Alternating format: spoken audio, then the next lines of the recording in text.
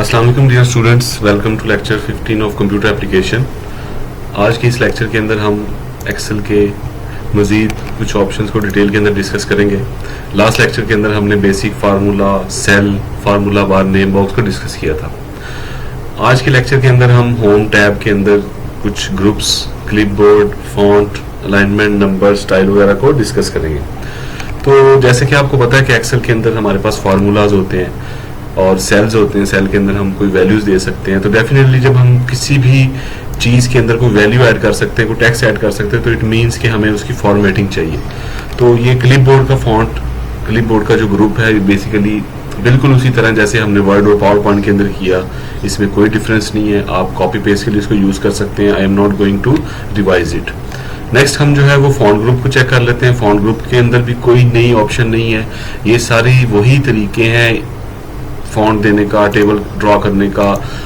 Extra option ये है, लेकिन हम इसको फ्यूचर में देखेंगे जब हम टेबल के गिर बॉर्डर वगैरह लगाएंगे। लेकिन फॉन्ट का साइज इंक्रीज करना, डिक्रीज करना, स्टाइलिंग देना, टेक्स्ट को कलर देना, हाईलाइट करना, ये सारे फॉन्ट के ऑप्शन वही हैं जो ऑलरेडी हमने डिस्कस किए। अब अलाइनमेंट के ऊपर आ जाते हैं। अलाइनमेंट के ऊपर जो है वो थोड़े से एक्स्ट्रा फीचर हैं, हम डेफिनेटली उनको डिस्कस करेंगे। अलाइनमेंट किस पर्पस के लिए यूज की जाती है? अलाइनमेंट का मकसद ये है कि जो आप सेल के अंदर text, number, values, content paste करते हैं या लिखते हैं, उसकी सेटिंग क्या होनी चाहिए। तो सपोज हम अपने पास जो है वो किसी एक सेल के अंदर ऑर्डिनरी, लेट्स सपोज मैं 100 एक वैल्यू लिख लेता हूँ। अब आप देख लेंगे ये 100 जो है वो देखा जाए तो इस सेल के जो है वो मोस्ट राइट कॉर्नर पे आ रहा है। बट इफ कि आप कहते हैं कि नहीं सर मुझे ये सेंटर में चाहिए या मुझे इसकी कोई अलाइनमेंट चेंज करनी है, तो हमारे पास इस अलाइनमेंट टैब के अंदर सारी ऑप्शन मौजूद हैं, हम कर सकते हैं। जैसे हमारे पास ये टॉप लाइन है, हम जो है वो इसी सेल के ऊपर, अगर मैं थोड़ा सा इस अपने रो को थोड़ा सा जूम कर लूँ, रो को थोड़ा सा हाईलाइट करने का तरीका क्या है कि आप यहाँ से अपनी रो को, दो रोज के दरमियान में जो ज्वाइनर आता है उसको आप ड्रैग ड्रॉप करके अपनी रो को जो है वो कम या ज्यादा कर सकते हैं, जस्ट लाइक उसी तरह जैसे हमारे पास कॉलम का था। तो अब आप ये देखिए मैंने टॉप लाइन किया, जब मैं इसको सेंटर करता हूँ तो इट मीन्स कि ये सेल के राइट सेंटर में आ जाता है, और जब बॉटम करता हूँ तो ये बॉटम में आ जाता है, जैसे इसकी पोजीशनिंग चेंज हो रही है। उसके बाद आप देख सकते हैं कि हमारे पास लेफ्ट अलाइनमेंट है, सेंटर अलाइनमेंट है और राइट अलाइनमेंट है। तो आप कहते हैं कि मुझे सेंटर में रखना है, तो आप इजीली जो है वो दोनों ऑप्शन सेलेक्ट करके अपने कंटेंट को सेल के सेंटर में प्लेस कर सकते हैं। तो ये बेसिकली जो फर्स्ट 6 ऑप्शन है, ये किसी भी सेल के अंदर दी गई कंटेंट को, टेक्स्ट को, नंबर को, वैल्यूज को अलाइन करने के लिए यूज किए जाते हैं। उसके बाद नेक्स्ट अब आपको नजर आ रहा है कि हमारे पास जो ओरिएंटेशन है, बेसिकली ओरिएंटेशन इस जो 100 वैल्यू लिखी हुई है इसको डिग्री वगैरह साइन करने के लिए, सम टाइम हम सेल के अंदर कोई डेट वगैरह लिखते हैं या कोई मोनोग्राम साइन करते हैं, तो उसकी हमने फॉर्मेटिंग या थोड़ा सा स्टाइल चेंज करना होता है। तो आप उस पर्पज से जो है उसको क्लॉकवाइज, एंटी क्लॉकवाइज उसको रोटेट कर सकते हैं। आप कहते हैं टेक्स्ट अप साइड डाउन जाना चाहिए, तो ये सारे ऑप्शन आपके पास मौजूद हैं। टेक्स्ट अप हो जाए, टेक्स्ट डाउन हो जाए, किस तरीके से आपने इसको मूव करना है। और उसके बाद मजीद आपके पास फॉर्मेट सेल के ऑप्शन के अंदर काफी ज्यादा ऑप्शन मौजूद हैं। अगर आप इसको दोबारा से करना चाहते हैं तो आप यहाँ पे सिंपली जो है वो 0 डिग्री प्लेस कर दें, तो आपका टेक्स्ट अपनी ओरिजिनल हालत में वापस आ जाएगा। तो ये अलाइनमेंट के ऑप्शन। उसके बाद प्लस मेरे पास जो है वो ये left to right, right to left और कंटेक्स्ट है। तो लेफ्ट टू राइट का मतलब ये कि अगर मेरे पास लेट्स सपोज 100 के बाद मैंने फॉर एग्जांपल ABC लिखा हुआ है, स्पेस देके कोई नाम लिखा हुआ है, तो मैं टेक्स्ट की ओरिएंटेशन या डायरेक्शन चेंज करना चाहता हूँ, तो आप बेसिकली इसको राइट टू लेफ्ट देखिए, ओरिएंटेशन ABC जो है वो पहले लेफ्ट साइड पे था, वो उसकी टेक्स्ट का स्टाइल चेंज कर दिया। तो ये रीफॉर्मेटिंग के अंदर जब आप टेक्स्ट कॉपी करते हैं तो रीफ्रेज करने में अक्सर इस ऑप्शन को यूज किया जाता है। कंटेक्स्ट रखना है तो जिस पर्पज में, जिस ओरिजिनल ऑप्शन में ये चीज प्लेस की गई थी, आप उस पर्पज के लिए इसको यूज कर सकते हैं। और ये हमारे पास जो है वो डिग्री है, जब आप टैब ऑप्शन प्लेस करते हैं तो आपने स्पेस देने के लिए बेसिकली यूज करते हैं। तो ये अलाइनमेंट का जो टैब था जिसके अंदर हम अपने टेक्स्ट अपने सेल के अंदर जो है वो ओरिएंटेशन उसकी प्लेस कर सकते हैं, उस पर्पज के लिए इसको यूज किया जाता है। उसके बाद नेक्स्ट हमारे पास है रैप टेक्स्ट। ये बड़ा इंपॉर्टेंट है रैप टेक्स्ट। सम टाइम ऐसा होता है कि जब आप कोई सेल दिया जाता है, फॉर एग्जांपल हम इसके अंदर ABC रिमूव कर दें या चले ABC रहने दें, और मैं चाह रहा हूं कि मैं इस सेल की जो ओरिएंटेशन है वो उसको चेंज नहीं करना चाहता, जो ओरिजिनल इसका सेल था वो इसी के अंदर है, ये ABC। अच्छा ओके, तो ये बेसिकली अब ABC लिखा तो D सेल के अंदर ही हुआ, लेकिन आपको शो हो रहा है E सेल के अंदर।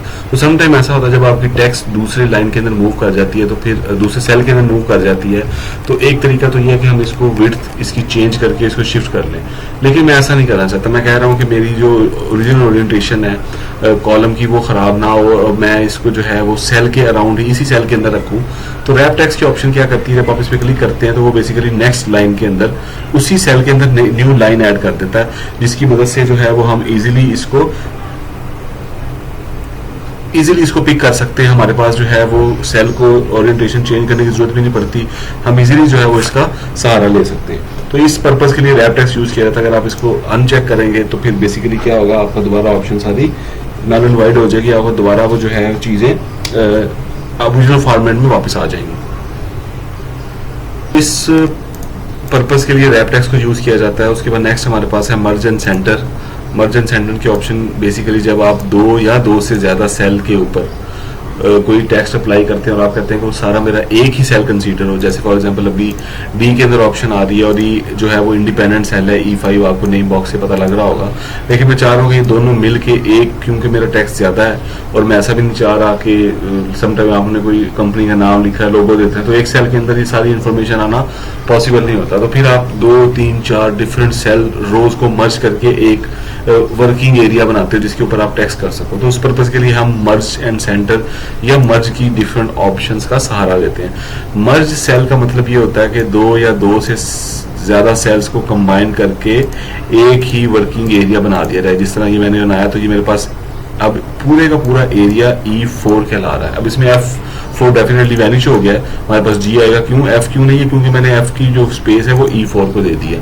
तो मैं इस पर्पस मतलब इस तरीके से मैं 2 या 3, जिस तरह फॉर एग्जाम्पल मैं इन तीनों को मिला के जो है वो एक सेल बना देता हूं, तो आप देखें ये पूरी वर्किंग एरिया मेरे पास E4 आ रहा है। तो ये इस तरीके से हम मर्ज कर सकते हैं। अब आप कहते हैं कि सर गलती से मर्ज हो गया था, मैं इसको जो है वो चेक करना चाहता हूं, तो आप सिंपली उस सेल को सिलेक्ट करके दोबारा अनमर्ज पे करेंगे तो वो 1 बाय 1 करके सारे सेल जो ओरिजिनल थे आपके पास F4, G4, E4 सारे सेल अनमर्ज कर देगा। तो ये इस तरीके से हम मर्ज कर सकते हैं। तो हम अपने D और E को जो है वो मर्ज करके, मर्ज एंड सेंटर के ऑप्शन है कि दोनों को कंबाइन करके जो भी उसमें टेक्स्ट पड़ा हुआ है वो उसको सेंटर ही अलाइन कर देगा। अदरवाइज आप जो है वो आपके पास अलाइनमेंट की ऑप्शन भी है, तो आप सिंपली जो है वो स्ट्रेट फॉरवर्ड तरीके से यहाँ से भी अपनी टेक्स्ट की अलाइनमेंट को चेंज कर सकते हैं। तो मर्ज एंड सेंटर के अंदर मेरे पास ये था। मर्ज अक्रॉस का मतलब ये कि सिंपली आप 2 सेल को सिलेक्ट करें और वो सिंपली उसको जो है वो सेंटर नहीं करेगा, सिंपली उनको मर्ज कर देगा जिस तरह नॉर्मल मर्ज होता है। उसी तरह मर्ज सेल एक से ज्यादा ऊपर नीचे लेफ्ट राइट, फॉर एग्जांपल मैं इन जो है वो 8 सेल को मिला के मर्ज करना चाहता हूँ, सिंपली जो है वो मर्ज सेल कर दें या मर्ज एंड सेंटर करें तो वो सारे अब हमारे पास वर्किंग एरिया आ गया। मर्ज एंड सेंटर के बाद हमारे पास जो है वो नंबर का टैब है। नंबर के टैब के अंदर हमारे पास डिफरेंट ऑप्शन हैं, number, general, currency, counting, short, long, date, time वगैरह। तो ये इसका क्या पर्पस है स्टूडेंट, मैं अपनी सारी जो है वो फॉर्मेटिंग को नल एंड वाइड कर देता हूँ। उसके बाद स्टूडेंट नंबर बेसिकली जिस सेल के ऊपर भी आप जाते हैं तो पॉइंट ये है कि उस सेल के ऊपर आप किस टाइप की इंफॉर्मेशन को पुट करना चाहते हैं। जनरल है, करेंसी है, तो आप उधर से सेटिंग को चेंज कर सकते हैं। ये हम आगे लेक्चर्स के अंदर मतलब आगे आज के लेक्चर्स के अंदर ही जब हम स्टाइल अप्लाई करेंगे तो बेसिकली हम उसको देख लेंगे ये जनरल की ऑप्शन कैसे अप्लाई हो सकती है। तो अपने उस टास्क के लिए जो है वो रैंडमली कुछ डाटा जनरेट कर देता हूँ। अपने पास जो है वो वीडियो के अंदर आप कर लें या वैसे XYZ जिस तरह भी हमने लास्ट क्लास में किया था। तो मेरे पास नेम है या लेट्स सपोज पहला मेरे पास ID है, दूसरा नेम है, मार्क्स मान ले रहे हैं,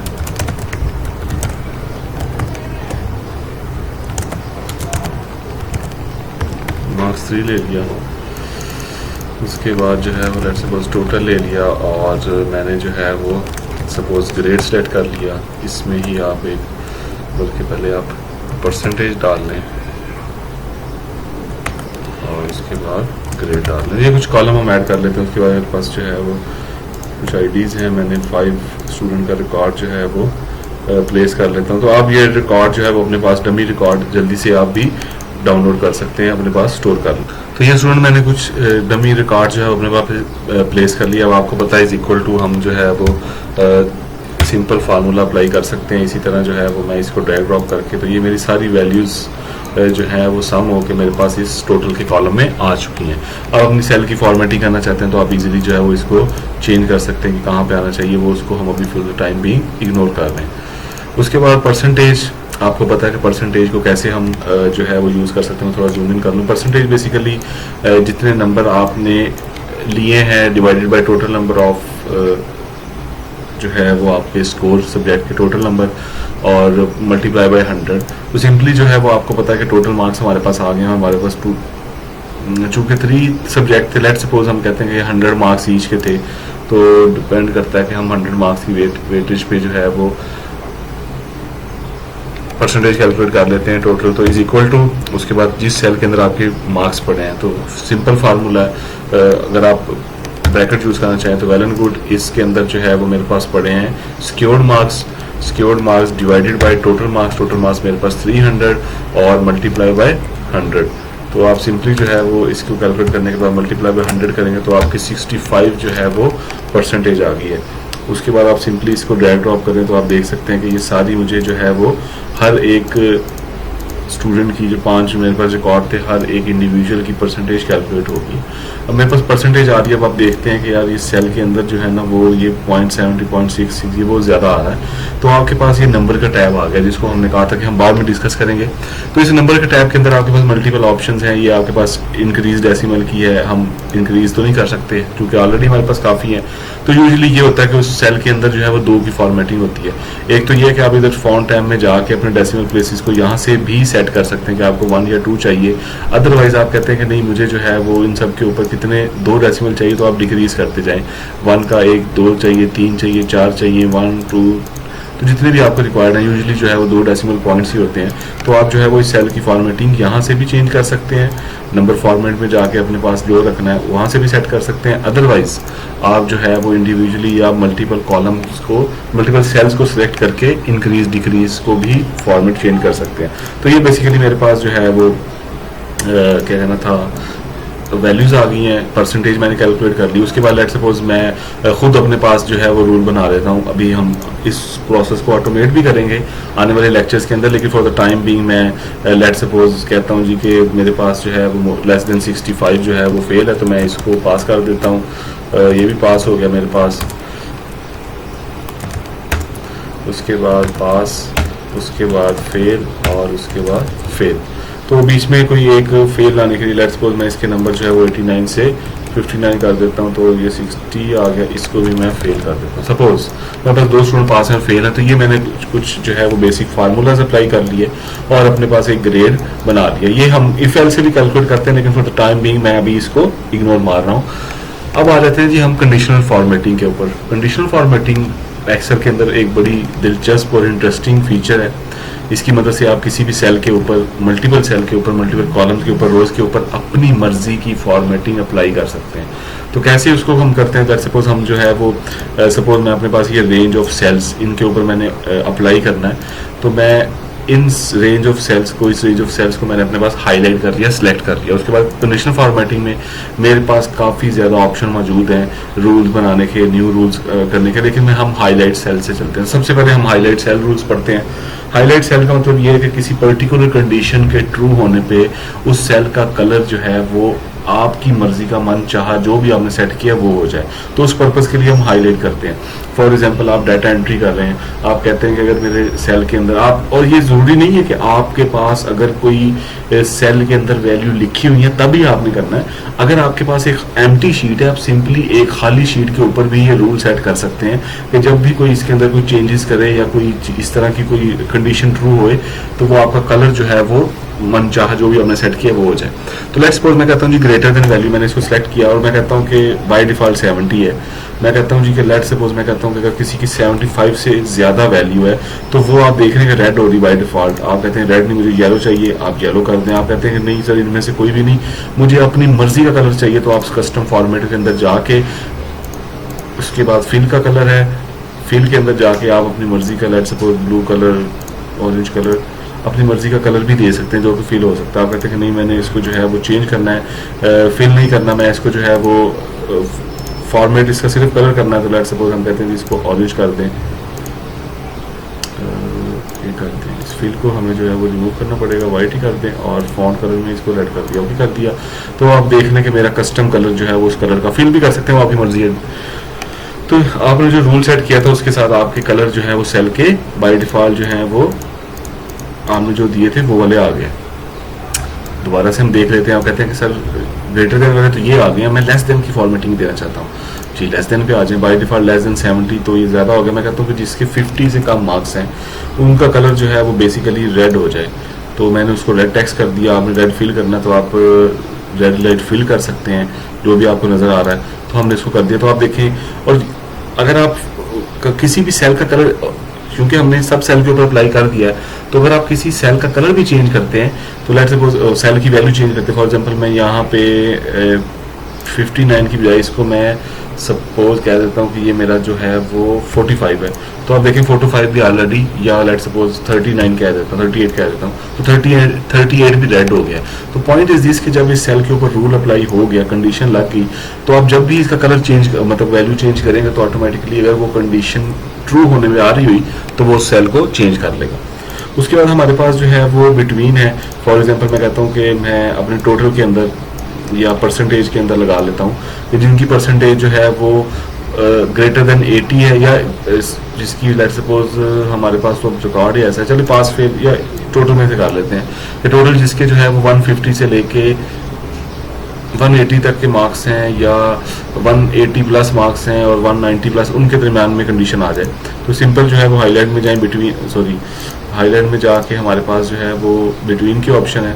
बिटवीन में जाके आपको रेंज आ जाती है, आप कहाँ से कहाँ तक हाईलाइट करना चाहते हैं, मतलब किस किस वैल्यू को। 181 और 221 के दरमियान में आप कहते हैं कि नहीं 121 और 180 से लेके जो है वो मुझे 250 तक जो वैल्यूज़ हैं वो रेड करनी है, या वो रेड नहीं करनी, वो मुझे बेसिकली क्या करनी है, कस्टम फॉर्मेट फिल में जाके उसका कलर जो है वो पर्पल कर दें और उसका फॉन्ट जो है वो बेसिकली वाइट कर दें। तो ये बेसिकली मेरे पास बिटवीन का भी आ गया। तो जो वैल्यू उस में, फॉर एग्जांपल मैं इसको 190 कर देता हूँ तो ये 192 भी पर्पल हो गया। इसको हम अनडू कर देते हैं क्योंकि हमारा फार्मूला लगा हुआ था।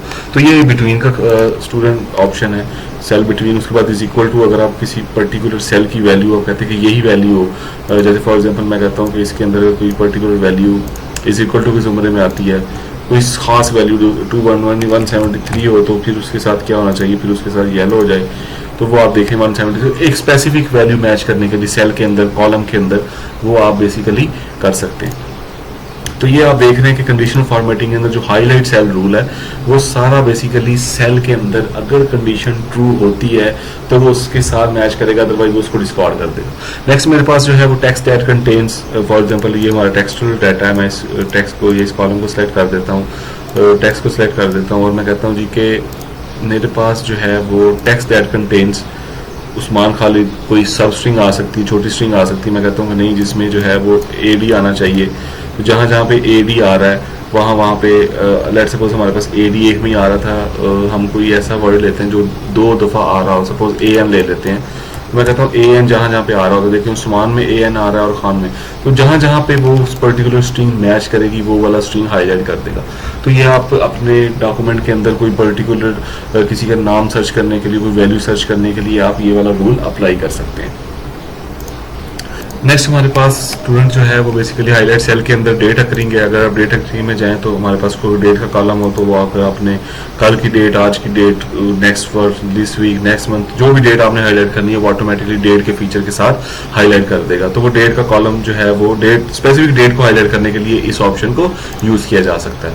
तो नेक्स्ट हमारे पास हाईलाइट सेल के अंदर डुप्लीकेट वैल्यूज हैं। हमारे पास जो है वो सपोज मैं अपने इस जो है वो सेल को, इस ऑप्शन को जो है वो नल एंड वाइड कर देता हूँ, या मेरे पास जो है वो कोई स्पेसिफिक डुप्लीकेट वैल्यू कहाँ पे आ सकती है, इसमें ऑलरेडी फॉर्मेटिंग लगी हुई है, या चलें इसी सेल को ले लेते हैं। उस डुप्लीकेट वैल्यू के लिए मैं कहता हूँ कि जिस भी स्पेसिफिक कॉलम के अंदर डुप्लीकेट वैल्यू अकर हो वो बेसिकली उसको हाईलाइट कर दे ताकि डुप्लीकेशन को डाटा एंट्री के टाइम पे पकड़ा जा सके। तो हम नेम को ही ले लेते हैं। अगर मैं कहता हूँ कि अगर कोई नाम दोबारा से अपीयर हो तो फिर उसको जो है वो हाईलाइट कर दे। तो सिंपली उसके लिए मैंने सेल को सिलेक्ट किया, सेल को यहाँ से सिलेक्ट करके सारे डाटा सेलेक्ट हो गया। उसके बाद फॉर्मेटिंग में जाके हाईलाइट सेल रूल और डुप्लीकेट वैल्यूज। तो अब इसके लिए हमें और कुछ करने की जरूरत नहीं है, सिंपली डुप्लीकेट ऑलरेडी लिखा हुआ है। आपने जो करना है, लेट्स सपोज मैं कहता हूँ ग्रीन के साथ कर दे ताकि यूनिकनेस आ जाए, ओके कर दिया। अब लेट्स सपोज इसके ऊपर मैं दोबारा से जो है वो उस्मान खाली डालता हूँ, तो आप देखें कि ऑटोमेटिकली वो ग्रीन हो गया। क्यों? क्योंकि ये हमने डुप्लीकेट का कंडीशन इसके ऊपर अप्लाई की हुई है। जैसे ही वो टेक्स्ट अपीयर हुआ दोबारा आपके सेल के अंदर, तो उसने उसको ग्रीन कर दिया। मैं इसको रिमूव कर देता हूँ, तो देखिए आप Usman Khalid by default delete हो गया। लेट्स सपोज मैं नाजिम अली दोबारा से लिखता हूँ, तो दोनों हाईलाइट हो गए। तो ये ज़रूरी नहीं है कि आपके पास किसी एक सेल के अंदर, अगर आप पूरे कॉलम के अंदर कहीं पे भी वो आएगा, तो वो अगर पहली रो पे हुआ, पहले इंडेक्स पे हुआ और जो दूसरे आने वाला वो कोई 10,000 इंडेक्स पे हुआ, तब भी वो जाके हाईलाइट हो जाएगा। तो ये कंडीशनल फॉर्मेटिंग के अंदर हाईलाइट सेल्स का फायदा है। मोर रूल्स भी आप जो है वो स्पेसिफाई कर सकते हैं। फॉर द टाइम बिंग हम इसको इग्नोर करते हैं, क्योंकि हम आगे फ्यूचर में जाके इन फार्मूलाज को भी डिस्कस करेंगे। तो हाईलाइट सेल रूल्स के अंदर ये सारे ऑप्शन आप अप्लाई करके देख सकते हैं, इसमें कोई इशू नहीं है। नेक्स्ट आ रहे हैं top bottom rules. Top bottom rules का मतलब ये है कि आप जिस भी पर्टिकुलर सेल को सिलेक्ट करते हैं, उसके अंदर आप कोई स्पेशल फार्मूलाज अप्लाई करना चाहते हैं, उनकी ऑटोमेटिक जो है वो आप फॉर्मेटिंग या कंडीशनिंग अप्लाई करना चाहते हैं। तो टॉप बॉटम रूल्स के अंदर मैंने फॉर एग्जांपल ई सेल को सिलेक्ट किया। आई वांट टू नो कि इसके अंदर जो टॉप वैल्यूज को हाईलाइट कर दे, उसके लिए मैं सबसे पहले इसको जो है वो खत्म कर देता हूँ। इसके अंदर जाके आप जो है वो क्लियर रूल्स, अब आपके पास आ रहा है clear rules from selected cells और clear rules from entire sheet. तो आपकी मर्जी है। लेट्स सपोज मैं सिलेक्टेड सेल से करता हूँ, तो ये रूल मेरे पास रहेंगे और जो टेक्स्ट मैंने सेलेक्ट किया था वहां से सारे रूल क्लियर हो गए। अगर आपने सिंपली सारी जो है वो शीट से खत्म करने हैं, तो आप simply rule for entire sheet, तो हमारी शीट जो है वो नल एंड वाइड होगी।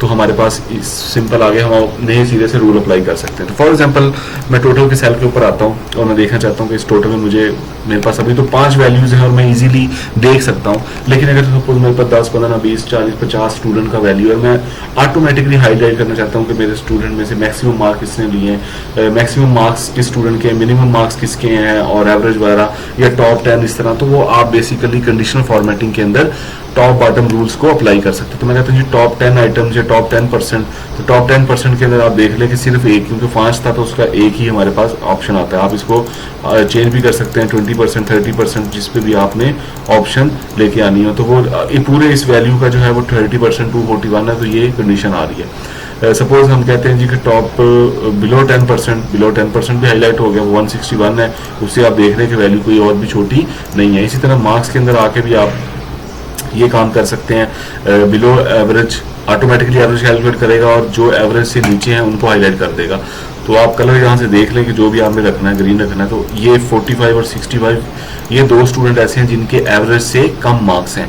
अगर आप देखें तो मैंने एवरेज कैलकुलेट नहीं की, लेकिन एक्सेल आपको ये फैसिलिटी देता है ऑटोमेटिकली, उसके पास ये calculated formulas, pre determine formula पड़े होते हैं, उसने इस मार्क्स के कॉलम की पूरी की एवरेज रखी हुई है। अगर आपको देखना भी चाहते हैं तो सिंपली उस सेल पे, उस कॉलम पे सेलेक्ट करें, तो ये आपको जो है वो बॉटम पे एवरेज नजर आ रही है 69। तो उसने ऑटोमेटिकली वो वैल्यूज जो एवरेज से नीचे थी हाईलाइट कर दी। आप कहते हैं कि सर मुझे और चाहिए, बिलो एवरेज चाहिए, अबव एवरेज चाहिए, तो आप सिंपली अबव एवरेज वाले भी कर सकते हैं। तो ये आपकी कंडीशन के ऊपर है, जो भी आपने अप्लाई करनी है। तो ये टॉप बॉटम रूल्स बेसिकली किसी पर्टिकुलर सेल के ऊपर आप न्यूमेरिक वैल्यूज के ऊपर अप्लाई कर सकते हैं न्यूमेरिक वैल्यूज के लिए। इसी तरह मोर रूल्स आप बना सकते हैं अपने top 10%, top 30%, top 5%, top 1% of the selective range. तो ये सारी चीजें आप खुद से भी डिटरमिन कर सकते हैं, अपने नए फार्मूलेज भी बना सकते हैं। उसके बाद हमारे पास डाटा बार्स आते हैं। डाटा बार्स बड़ा इंपॉर्टेंट है। डाटा बार का मतलब ये है कि आप अपने किसी पर्टिकुलर एरिया को, पर्टिकुलर सेल को जो है वो डाटा बार, मतलब जिस तरह हम कहते हैं बार चार्ट की मदद से डिनोट करते हैं कि वैल्यूज ना आए, ग्राफिकली रिप्रेजेंट करना चाहते हैं, तो उसमें हमारे पास ऑप्शन है, हम डाटा बार्स को चूज कर सकते हैं। डाटा बार के अंदर आप देख रहे हैं कि ग्रेडियंट फील्ड है।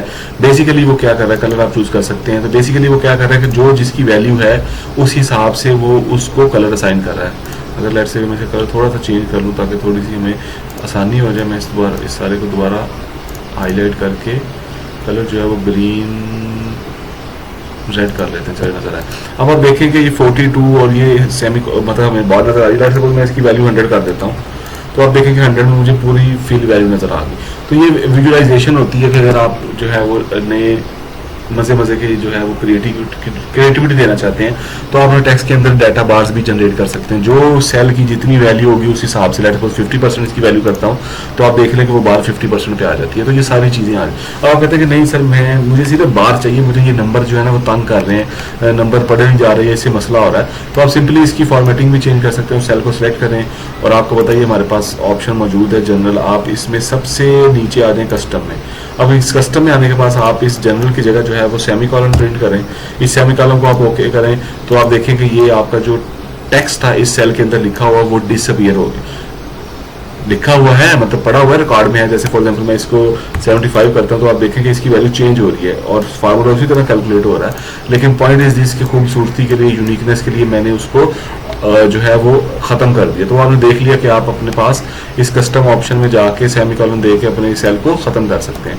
तो हम इसको जो है वो अनचेक कर लेते हैं ताकि हमारी वैल्यू वापस आ जाए। तो ये स्टूडेंट डाटा बार का पर्पज़ है। आपके पास मज़े मज़े के सॉलिड फिल हैं, आप इसको जो है वो चेक कर सकते हैं किस तरीके से, और मज़ीद रूल भी आप बना सकते हैं किस तरीके से। वो हम बनाएंगे भी कि आपने कौन सा कलर ऐड करना है, कोई नहीं है तो उस तरीके से डाटा बार रखना है, 3 कलर स्केल देना, 2 कलर, वो आपकी मर्जी है। तो ये डाटा बार का साइन था, इसको हम दोबारा से जो है वो क्या करते हैं अपने पास क्लियर कर देते हैं। नेक्स्ट स्टूडेंट हमारे पास जो है वो इसी स्टाइल के अंदर जो है वो कंडीशनल फॉर्मेटिंग की टैब में कलर स्केल्स हैं। कलर स्केल बेसिकली आप रेंज ऑफ सेल के ऊपर अप्लाई कर सकते हैं। फॉर एग्जांपल जिस तरह हम कहते हैं कि मिनिमम वैल्यू पे इतना, मैक्सिमम पे इतना, एवरेज पे इतना और नल पे इतना। तो ये आपके पास सारे ऑप्शन अवेलेबल हैं। आप अगर इसको एक्सप्लोर करना चाहते हैं कि ये किस तरीके से कलर स्केल अप्लाई हो रहे हैं तो आप रूल्स में जाके देख सकते हैं कि 2 कलर स्केल है, इसमें ग्रीन और रेड है।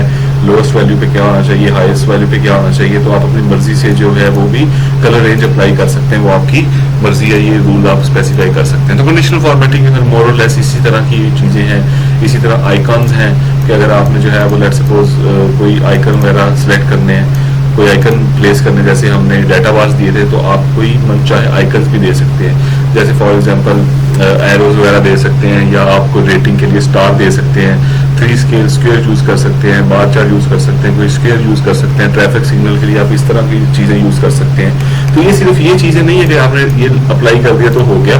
पॉइंट ये है कि 45 पे रेड हुआ है, 85 पे ग्रीन क्यों हुआ है, 65 पे येलो क्यों हुआ है। तो ये सारे कस्टम रूल्स हैं, आप बेसिकली इसको भी चूज कर सकते हैं। जैसे फॉर एग्जांपल हम कहते हैं कि आइकन के अंदर मैं इसी रूल्स के ऊपर जाता हूँ, तो ये आप देख लें कि आइकन का स्टाइल ये होना चाहिए। तो वैल्यू जब 67 से बड़ी हो या इसके बराबर हो तो ग्रीन कलर हो, 67 से छोटी हो तो येलो, और 33 से बड़ी हो तो 30। तो ये आप बेसिकली अपनी मर्जी से आइकन जो है वो दे सकते हैं किसी भी तरीके से। हम कहते हैं इसको मैंने रेड करना है, तो आप देखिए कि वो मेरा जो गोल था वो बेसिकली जब वैल्यू ऊपर गई तो वो आइकन चेंज हो गया। तो आप अपनी मर्जी से जो है वो अपने सेल्स को कंडीशनल फॉर्मेटिंग के अंदर different icon, different style, different shades apply कर सकते हैं। तो आज के लेक्चर के अंदर हमने जो है वो फॉर्मेटिंग सीखी है, कंडीशनल फॉर्मेटिंग के based on a particular condition, उसके ट्रू या फॉल्स होने पे आपके सेल की क्या पोजीशन होनी चाहिए, क्या उसकी नोटेशन होनी चाहिए। इसी तरह हम जो है फॉर्मेट एज ए टेबल भी चूज कर सकते हैं। फॉर एग्जांपल अगर ये तो नेक्स्ट जो हमारे पास फॉर्मेट एज टेबल है, जिसमें फॉर एग्जांपल मैंने अपने जितना भी मेरा एरिया है जिसमें मैंने टेक्स्ट लिखा मैंने उनको सिलेक्ट कर दिया। अब उसके बाद आपके पास जो है वो डिफरेंट शेड्स अवेलेबल है, जैसे बार चार्ट है, तो आप अपने इस टेक्स्ट को टेबल की फॉर्मेट में रिप्रेजेंट, वैसे तो ऑलरेडी ये टेबल ही है लेकिन आप इसको जो है वो टेबल की फॉर्मेट में भी प्लेस कर सकते हैं ताकि हम जो है वो इसको फ्यूचर के लिए यूज कर सके। तो जैसे टेबल आ जाएगा तो फिर आपको पता है कि आप इसके ऊपर डिफरेंट स्टाइल अप्लाई कर सकते हैं। हम इसको फॉर्मेट कॉलम की तरह से कर सकते हैं, असेंडिंग डिसेंडिंग ऑर्डर में सॉर्ट कर सकते हैं। वो आगे फ्यूचर में है हमारा है टास्क। लेकिन पॉइंट इज दिस कि आप किसी भी टेक्स्ट को, अपने नॉर्मल टेक्स्ट को टेबल में चेंज कर सकते हैं। तो टेबल में चेंज करने से आपके पास और ज्यादा मल्टीपल ऑप्शन अपीयर हो जाते हैं। तो हम इसको भी फॉर टाइम बिंग अनडू कर देते हैं। आप इसको ऑप्शन को एक्सप्लोर करके अपने पास देख सकते हैं कि आप किस तरीके से टेबल कर सकते हैं। इस तरह सेल का स्टाइल आपने चूज करना है, तो आपका सेल का स्टाइल क्या होना चाहिए, जिसको आपने लेट्स सपोज सेलेक्ट किया, फॉर एग्जांपल इसको सेलेक्ट किया है तो आप सेल का स्टाइल, चलिए इसको कर लेते हैं, उसके पीछे शो करा है, तो सेल स्टाइल जो है वो आप चेंज कर सकते हैं। बेसिकली सेल स्टाइल का मतलब ये है कि आप उसका कलर, उसका फॉन्ट, उसका सेटिंग क्या रखना चाहते हैं। तो cell style is similar to format style जो आपका वर्ड में अंदर था। तो आप किसी भी टाइप का सेल जो है वो अप्लाई कर सकते हैं। हमारे पास नोटेशन है, लिंक सेल का मतलब ये है कि ये सेल किसी और से वैल्यू लेके आ रहा है, इसमें इनपुट आ रही है, ये गुड है, बैड है, कुछ भी आप जो है वो वैल्यूज को प्लेस कर सकते हैं। तो ये स्टूडेंट स्टाइल का टैब था। इसके अंदर जो है वो आप different style conditional formatting apply कर सकते हैं। तो नेक्स्ट हमारे पास जो है वो सेल को इंसर्ट और डिलीट करने की ऑप्शन मौजूद है, फॉर्मेट की मौजूद है। उसको मैं सिंपली आपको बता देता हूँ। अगर आपने किसी पर्टिकुलर रो को डिलीट करना है तो सिंपली आप इस पर राइट क्लिक करके यहाँ से डिलीट की ऑप्शन आ रही है आपके पास, इसको डिलीट कर सकते हैं। तो जिस तरह फॉर एग्जाम्पल मैं इसको डिलीट करता हूँ तो राइट क्लिक करके मैं इसको डिलीट करूंगा तो वो पूरी की पूरी रो डिलीट हो जाएगी। आप कहते हैं नहीं मैंने कोई सर्टन जो है वो कॉलम डिलीट करना है, तो आप सिंपली इस वैल्यू पे आके इसको डिलीट का कीबोर्ड से डिलीट का ऑप्शन दबाएंगे तो वो उस पर्टिकुलर सेल की वैल्यू भी डिलीट हो जाएगी। अनडू करके वापस ले आते हैं। तो ये इंसर्ट शीट के अंदर रो ऐड करना, कॉलम ऐड करना, वो आप जो है वो कर सकते हैं। अगर आपने यहाँ इंसर्ट करनी है तो आप देखिए टोटल से पहले जिस सेल पे भी आपने को कॉलम ऐड करना है तो आप बेसिकली उस सेल के बाहर जाके मतलब फॉर एग्जाम्पल जी ई और एफ के दरमियान में मैंने एक और सब्जेक्ट ऐड करना है। तो फॉर एग्जाम्पल आप कहते हैं कि मैंने एक सब्जेक्ट ऐड करना है, तो यहाँ पे सिंपली जिस जगह पे आपने एक कॉलम ऐड करना है वहां पे उससे नेक्स्ट कॉलम पे जाके राइट क्लिक करके आप इंसर्ट करेंगे तो वो बेसिकली वहां पे एक नया सेल ऐड कर देगा। इसी तरह आपने रो ऐड करनी है तो जहाँ पे ऐड करनी है वहां पे जाके उससे पहले आपकी एक रो ऐड हो जाएगी। तो इस तरीके से आप इंसर्ट रो और इंसर्ट कॉलम कर सकते हैं। डिलीट भी इसी तरीके से हो सकता है। आपने कोई शीट इंसर्ट करनी है तो आप देखें ये नीचे आपको एक शीट इंसर्ट होके नजर आ रही है जो आपके उससे पहले आ गई है। आप उसकी नंबरिंग भी चेंज कर सकते हैं जैसे हमने लास्ट लेक्चर के अंदर पढ़ा था। इसी तरह फॉर्मेटिंग हमने देखा हुआ कि फॉर्मेट हम कर सकते हैं कॉलम को, हाइट को, विड्थ को, लेकिन इसकी मजीद डिटेल में हम जो है वो नेक्स्ट लेक्चर के अंदर जाएंगे क्योंकि आज के लिए काफ़ी है। आप जो है वो इसकी प्रैक्टिस करें कैसे आप जो है फार्मूलाज लगा के और डिफरेंट जो है वो कंडीशनल फॉर्मेटिंग अपने सेल के ऊपर अप्लाई कर सकते हैं।